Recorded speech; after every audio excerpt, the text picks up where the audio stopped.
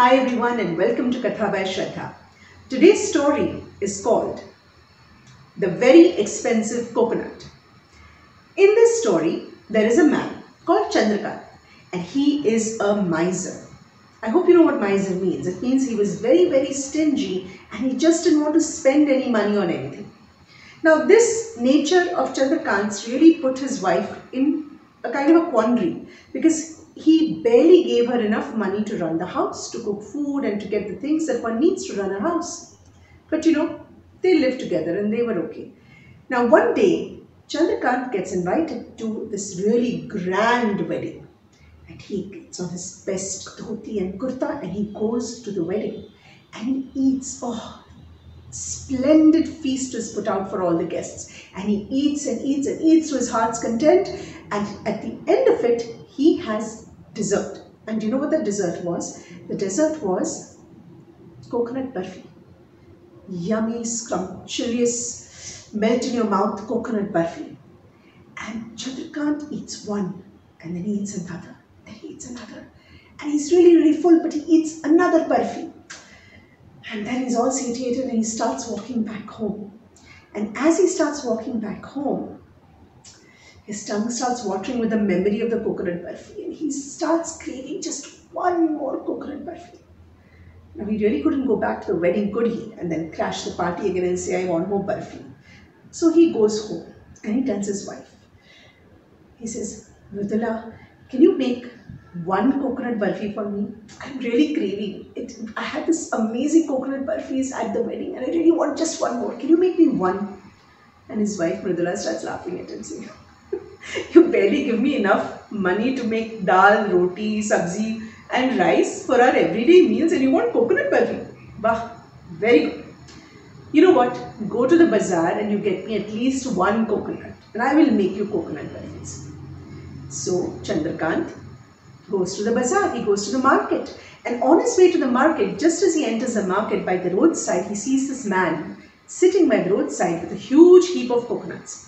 So he walks up to him and he starts picking out one coconut, checking it, another coconut, checking it for water, seeing if it's fresh enough and all. And eventually he selects a beautiful coconut and he says, this is the coconut I want. And then he asks the man, how much is this coconut for?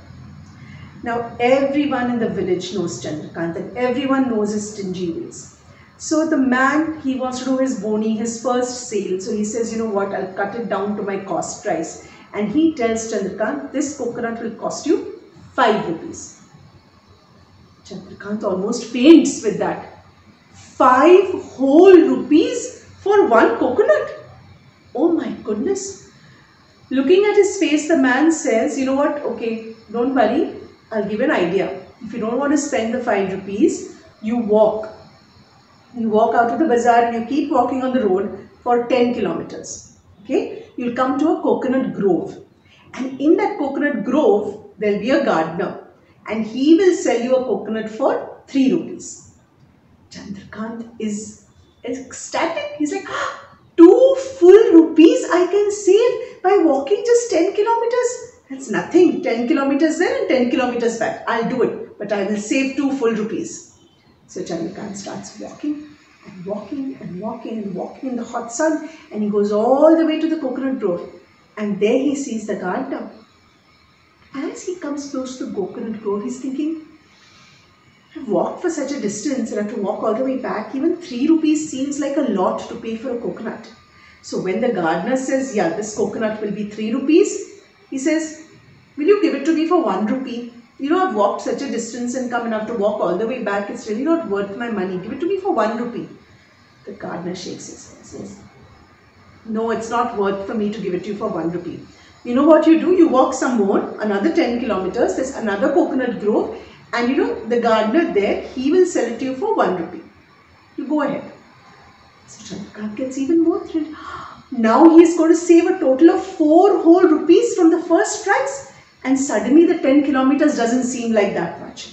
So he starts walking and walking and walking and walking and finally reaches the second coconut grove.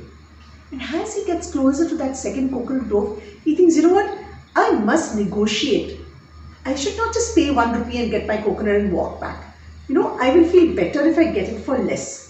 So he asks the gardener over there, saying, you know what, I'll buy a coconut from you, but I'll give you only 50 paise. Deal? The gardener is just looking at him in shock, saying, 50 paise for one whole coconut? Then he realizes that this must be a very stingy person, that he doesn't want to part with his money. He says, you know what, if you can't afford a coconut for even 1 rupee, you do one thing. You walk for another about 7 to 10 kilometers and you will get to the seashore. And there are dozens of coconut trees just sitting there by the beach. Climb any one of them and take your pick. You will get your coconut for free. Chandrakant's face just lights up. For free? Chandrakant can walk to the end of the world also if he can get something for free. So he says, thank you so much for suggesting. What a wonderful suggestion that is. And he starts walking, and he walks another almost 10 kilometers and gets to the beach. And there he sees rows upon rows upon rows of coconut trees, all swinging in the beautiful sea breeze with coconuts dangling from each one of them. And he doesn't know, oh my goodness, so many coconuts, and all I have to do is climb up and pluck one. So easy, and all for free. Wow.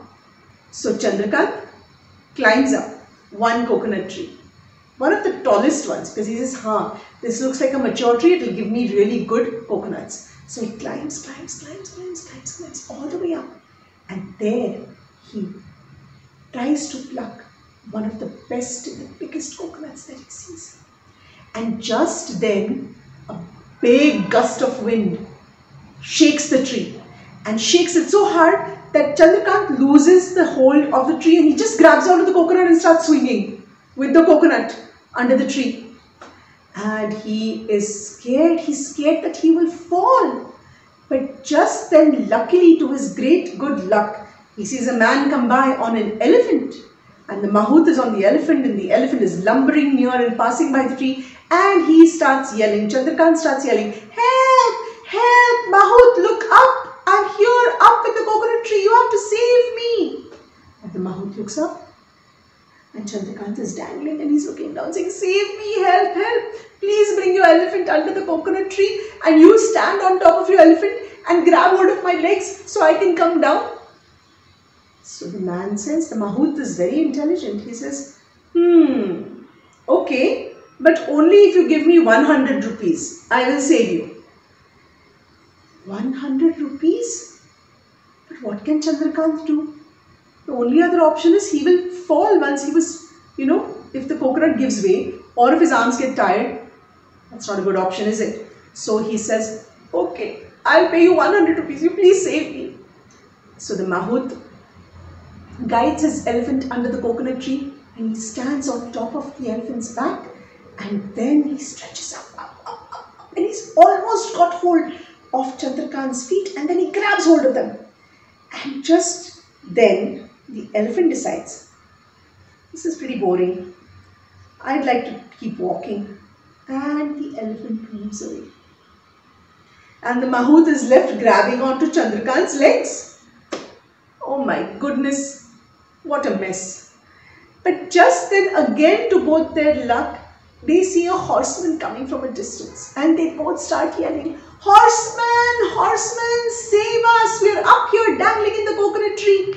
The horseman comes by and he says, what are you two doing? He says, save us, help us. Take your horse, come closer and be right underneath us, and stand on top of your horse's back, and please grab hold of, the mahout's feet, and then slowly lower us down, one by one. The horseman sees an opportunity to make some money, and he says, okay, but only if you pay me 1,000 rupees. Chandrakant had no other option. He had to agree, and he said, okay, fine, I'll pay you 1,000 rupees. Just save me from this predicament. I want to get out of here. Forget my coconut. I just want to go home now. And the horseman comes up, and he gets his horse under the coconut tree, and he stands on top of the horse's back, and he grabs onto the mahout's legs. When suddenly, in all that action, the wind starts blowing again, and the tree starts swaying. And Chandrakant gets scared, and he screams, ah!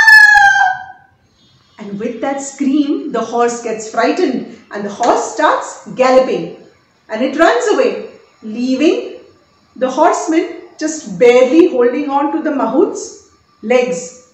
And in that split second, the coconut decides to fall, bringing all three of them down in a heap to the ground, and they all have broken bones.